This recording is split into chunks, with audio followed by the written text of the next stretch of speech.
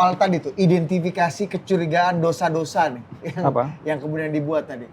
Upaya deparpolisasi, oligarki juga ada penunggangan. Terus Bang Hasan mungkin juga punya SJW ini sebenarnya ya social justice warrior, aktivis sosial ini sebenarnya dalam konteks demokrasi sekarang ini lebih banyak manfaatnya atau mudaratnya sih Pak buat demokrasi kita nih? Enggak, kalau ada itu kan nggak apa-apa.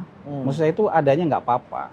Tapi kadang-kadang kan kita gatal melihat sesuatu yang prinsip yang tidak bisa ditegakkan. Misalnya begini, nih mereka berbusa-busa menghina orang menjadi budak kapitalis. Sementara mereka jadi budak donor.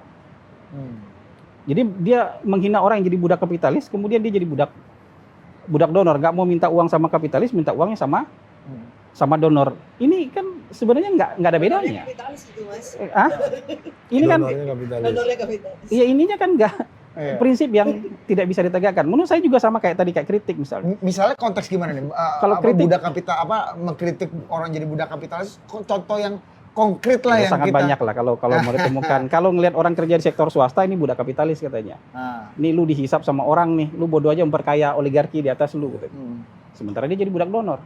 Atau yang paling parah adalah yang tidak mau jadi budak siapa-siapa. Dia berbusa-busa bicara soal negara, soal ini, politik, demokrasi segala macam, habis makan nggak sanggup bayar. harga dirinya mau dikemanain. Jadi buat saya kita sering bertemu yang kayak gini-gini kan, teman saya yang SJW juga banyak. Yang kita jajanin juga banyak gitu loh. Jadi, nah, misalnya juga seperti itu. Saya juga melihat banyak kemudian misalnya perusahaan-perusahaan besar itu mendirikan sebuah organisasi non-profit. LSM, misalnya perusahaan perkebunan bikin organisasi lingkungan. Isinya mantan-mantan SJW. Mantan-mantan SJW. Iya, tapi walaupun masih mangku SJW. Jadi misalnya perusahaan besar yang pemegang HPA supaya ini kelihatan baik, persepsinya dia bikin ini isinya SJW. Bikin hutanku lah, rimbaku lah, pasti isinya SJW kan begitu. Jadi affirmative action aja nih. SJW never die, but just fade away. Tapi buat saya kalau ada, kita nggak bisa menentang keberadaan orang. Itu sama kayak kita misalnya ada orang nyinyir di itu nggak ada. Tapi kalau kita gini, bolehlah misalnya orang kebanyakan itu tidak sanggup merangkai kata-kata dengan argumentasi atau diksi yang benar. Tapi yang terdidik sekalipun juga kadang-kadang kalau mengkritik tidak dengan diksi dan argumentasi yang benar. Oke. Misalnya begini. Ada sesuatu yang jadi otoritatif nggak usah diperdebatkan. Misalnya ngasih nama ibu kota negara. Kan nggak perlu berunding. Kayak kasih nama anak. Masa saya kasih nama anak saya kemudian didebat sama orang, kok nama anak lu itu sih gitu. Iya mau jelek mana itu biarin aja. Itu nggak substansial buat dikritik. Tapi kalau persoalan setuju nggak setuju ibu kota negara buat saya lebih substansial. Tapi itu diskursus movement Bang. Diskurs buat saya itu debat gitu. Buat saya itu sementara setuju nggak setujunya nggak kencang. Yang lebih kencangnya soal nama ibu kota negara. Iya, soal bagaimana soal pendanaan justru nggak kencang di kalangan SJW. Sumber dananya dari mana, mau dibangun dengan cara apa, siapa yang bangun kencang. Yang dikencangkan, yang diributkan adalah soal tanah yang disatukan itu dibilang klinik. Jadi buat saya ini apa gitu loh. Jadi kita juga orang-orang yang terdidik yang kita kalau dia beranggap wah ini kan saya justice warrior, saya pahlawan keadilan sosial, tapi yang dikomentari klinik. Yang dikomentarin soal nama yang nggak substansial. Gitu. Tapi kan banyak juga hal substansial lain, misalnya ada sesuatu di balik substansial orang di balik ini, misalnya ada kekuatan kapital di balik keputusan ini, hal-hal seperti itu kan yang tanah itu udah punya siapa gitu kan. Nah, buat saya itu perdebatan jadi menarik. Tanah IKN saya itu suka dengan perdebatan yang seperti itu. Ini tanah kapitalis besar. IKN misalnya kan banyak tuh yang menyebutkan ini adalah. Saya akan setuju itu kalau itu tanah kapitalis besar. Karena lebih gampang mengeksekusinya. Di stop aja HPH-nya, hak penggunaan lahannya, di stop aja, tinggal diambil alih. Kalau itu tanah masyarakat kecil, yang kecil-kecil, konflik agrarianya akan jauh lebih besar. Tapi perdebatan itu saya suka.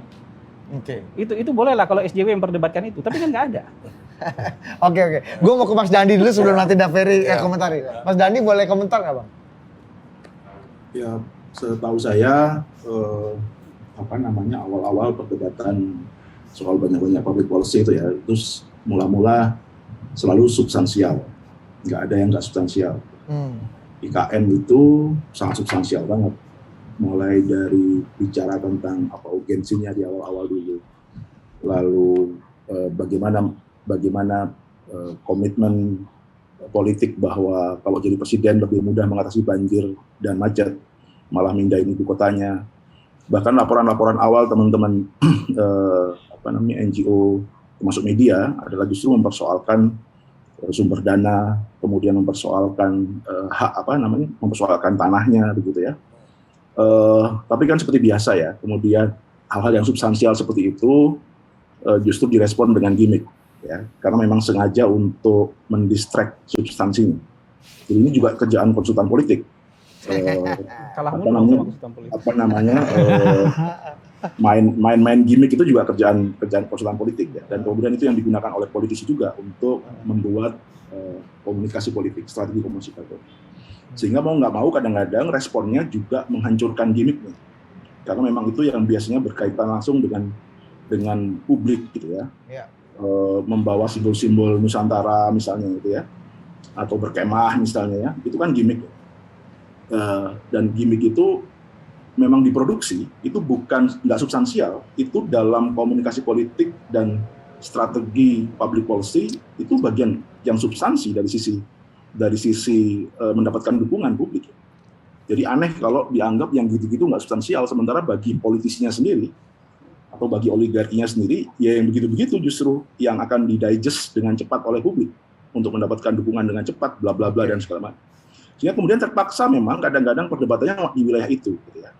Lalu yang kedua, kalau ada yang mengatakan bahwa ya tadi misalnya nggak pernah melihat what so called SJW itu masuk substansi, kemudian kalau makan nggak bayar, ya mungkin salah gaul dengan SJW-nya aja menurut saya. Salah SJW digaul. Ya. Udah Ferry gimana? Ini ada juga tadi isu misalnya nih ya, lu bicara banyak, bicara keadilan, tapi sumber dana lu nih gimana nih? Ternyata, berdoa menurut funding masing-masing juga kan? Misalnya kayak gitu nih, hal-hal yang kemudian akhirnya membuat apapun yang dikatakan jadi irrelevan gitu menurut. Ya kalau saya personal, saya siap mempertanggungjawabkan argumentasi dan sumber dananya. Pusat studi konstitusi dari mana dapat dananya, personal saya dari mana dapat dana berkegiatannya. Nggak pernah kaya-kaya seperti Bung Hasan Hasbi. Jadi bagi saya tidak ada yang perlu dikhawatirkan dari aktivis demokrasi, aktivis sosial ya. Karena itu hal yang lumrah. Kenapa ada omongannya yang kadang-kadang berkualitas, ada yang tidak berkualitas, yang namanya saja masyarakat umum. Kenapa yang perlu disorot dan diperhatikan lebih baik untuk memperbaiki organisasi atau tata kelolanya adalah negara, dalam konteks ini partai politik misalnya, yang mengisi cabang-cabang kekuasaan negara, karena mereka yang memiliki kekuasaan. Oleh karena itu, ya tidak perlu juga partai politik khawatir dengan apa yang sedang dibicarakan publik. Yang perlu itu adalah memperhatikan substansi yang sedang dibicarakan. Budi bicara dan Ari bicara ada beda tingkatannya. Tapi yang bermanfaat belum tentu yang kualitasnya berlebihan. Bisa saja memang cara penyampaian tidak baik, tapi kita dapat substansinya. Nah, tugas partai politik melakukan katakanlah filterisasi untuk itu, kebutuhan publik dan segala macamnya. Tadi Mbak Lulu bicara begini, kebutuhan masyarakat pesantren sudah terpenuhi karena dia mampu mungkin mencari hal-hal yang mungkin terkait dengan kebutuhan konstituennya. Jadi bagi saya tidak ada yang perlu dikhawatirkan karena tidak memiliki kekuasaan itu. Nah, beda dengan partai politik sebagai jembatan kekuasaan ya, orang menuju banyak kekuasaan melalui partai politik. Wajar saja harus dikritik karena di mana ada kekuasaan ada penyimpangan. Ari sering mengutip Lord Acton kan, power tends to corrupt, absolute power corrupt absolutely. Nah, dengan cara kita rehat dulu sejenak. Nah, artinya begitu ada kekuasaan, potensi menyimpangnya luas. Publik akan lebih memperhatikannya karena dia memegang kekuasaan. Beda dengan Ferry Amsari dan Hasan Hasbi yang berada di belakang layar ya. Orang akan lebih cenderung memperhatikan siapa yang memiliki kekuasaan. Begitu dia tidak pandai mengelola kekuasaannya, ya pasti dikritik. Tidak perlu juga khawatir dengan kritik apakah pindah IKN itu ada yang substansi, ada yang tidak substansinya. Iya. Kalau Bung Hasan bicara dengan Ari, pasti ada substansinya. Kalau bicara dengan yang lain, yang mungkin dijauh dari lingkaran kesehari-harian Hasan Hasbi, yang mungkin tidak ada isinya. Oh berarti Tapi Ari dekat dengan keseharian Hasan Hasbi maksudnya? Mungkin. Ini kemana? Ini framing bos. Nah, Substantif dong. Ini cara, ini perdebatannya ini substansi dan gimmick ini tadi. Iya. jadi bagi saya ya, begitu pemegang kekuasaan bisa memfilterisasinya, dia akan menemukan kebijakan apa yang baik untuk masyarakatnya. Tapi begitu anti segala macam, ya rusak juga, itu akan jadi masalah. Yang perlu diingat, tidak ada teman-teman aktivis sosial, kecuali yang cari makan yang seperti Bung Hasan sampaikan, yang betul-betul berupaya mematikan partai atau bahasanya deparpolisasi. Tidak ada itu. Fakta-fakta tertulis mengatakan bahwa ada upaya untuk terus menghidupkan partai. Iya. Karena orang Banyak pula mempelajari SJW tidak, zaman dulu masuk partai ya, Bang? Iya, model seperti apa yang sekarang kalau tidak ada partai? Iya. Nggak ada juga Mbak yang dulu kan menawarkan. ini SJW juga pada Iya. zamannya. Pada zamannya. Masih. Oh masih. Karena bagi Tapi saya, di arti yang benar ya. ya, bagi saya kalau memang ada istilah social justice warrior itu, siapa saja bisa jadi SJW. Iya. Budi kalau kemudian menghasilkan bergerak dan pergerakannya berarti bagi masyarakat sosial, SJW dia. Bung Hasan yang punya banyak amal terhadap para SJW, ya SJW juga. Ini nggak dimakan karena plastik ini. Masuk perut ikan paus gitu. Iya. Jadi bagi saya, kita semua punya peran di publik. Lalu kalau kemudian itu diberi labeling tertentu, ya tergantung motifnya labeling itu ya. Apakah labeling itu upaya bagian dari buzzer, laknatullah alaih, ya, atau kemudian betul-betul bertujuan untuk membangun kritik, ya enggak apa-apa. Tapi Anda merasa nggak sih kekuatan yang tadi Anda kritik itu kemudian berusaha memang mengkerdilkan, mempeorasikan aktivis sosial ini makin lama dengan seiring semakin kuat perjuangan dan artikulasi teman-teman. Kekuasaan sifatnya dari sejarahnya gitu ya. Kalau tidak paham betul arti kekuasaan itu untuk mendapatkan kritik dari publik, yang lebih murah, maka dia akan menyimpangkan kekuasaannya. Salah satunya menekan orang yang mengkritiknya.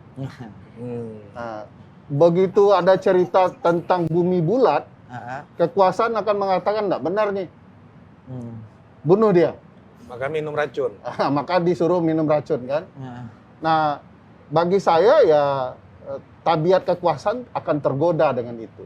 Oke. Ya, le-etatnya semua katanya kan. Nah, Kalau saya adalah negara, begitu kemudian ada kritik soal bagaimana negara terlalu dominan di tangan The Sun King itu, anak raja yang mengaku anak matahari gitu ya. Oke. Menarik, Kita ke Mbak. Gue mau ini. boleh. Bang. Ini bosan browsing nih, mungkin bisa browsing. Social justice warrior itu kata-kata yang baik. Jadi tidak di-create untuk kayak cebong dan kampret. Itu social justice warrior itu kata-kata yang baik. Dan ternyata masuk dalam Oxford Dictionary. Jadi bukan di-create oleh konsultan politik. Udah jauh-jauh. Jadi, bukan gimmick-gimmick konsultan bukan politik tadi gimmick kata Mas konsultan Dandi politik. ya. Tapi kita nggak tahu kenapa kemudian mengalami makna pejoratif. Bisa karena Anda pun nggak tahu tuh. Iya, Bang bisa Hasan. mungkin karena di framing atau karena mungkin kelakuannya gitu yang muncul adalah kelakuan yang jadi bikin miring. Kelakuan SJW yang muncul yang jadi berita publik ya memang membuat orang jadi melihatnya jadi miring gitu. Oh, Anda sering lihat ada anomali-anomali ya Bang antara Ya kita apa nggak yang tahu. diperjuangkan Itu kan dengan kemungkinannya seperti itu. Jadi ternyata bukan diciptakan oleh konsultan politik, ternyata ada ada istilahnya. Boleh di Google. karena merasa diserang Bos dari konsultan terus. Ya kan saya bingung siapa yang ciptakan gitu. Masa saya nggak tahu gitu. Masa sebagai ya, Saya boleh masuk di sana. boleh, ya? Anda Di boleh. poin yang saya mengerti begini. Anda kalau mau buka masker juga nggak apa-apa dah. SJW tentu saja sekali lagi ada yang baik, ada yang tidak. Ya. gitu. Sebagaimana juga lembaga survei yang saya katakan itu. Kata-katanya Bung kata-kata yang bagus itu. Bung Hasbi ini paham betul ada lembaga survei yang tidak melakukan survei tapi mengeluarkan hasil survei. Iya, itu Karena pasti saya numpang semua. Tiba-tiba dia dikatakan sebagai SJW dengan labeling. Padahal masih banyak SJW lain di lembaga survei yang kemudian punya dedikasi, punya hasil baik. Seperti Bung Hasbi dan teman-teman. Mantap. Nah, bagi saya, kalau Ini bukan pejoratif persis ini. saya mau mengatakan, jangan lihat SJW yang menyimpangnya, lihat SJW yang benarnya. Yang kafah ya. Ya. Karena itu pasti ada. Orang satu kampung aja tidak semuanya malaikat. Dan jadi kalau misalnya ada orang partai kemudian melakukan korupsi, kemudian rame-rame elit partai itu menganggapnya atau mengatakan bahwa inilah oknum ya kan Iya. partai. Nah, ini juga kalau misalnya ada yang SJW, ya. Problematikanya, karena tadi Bung Hasan mengatakan, orang partai itu dia sudah terkonsolidasi dalam persamaan perspektif. Nah, apakah di dalamnya korupsi sama perspektif itu atau tidak? Itu lain hal.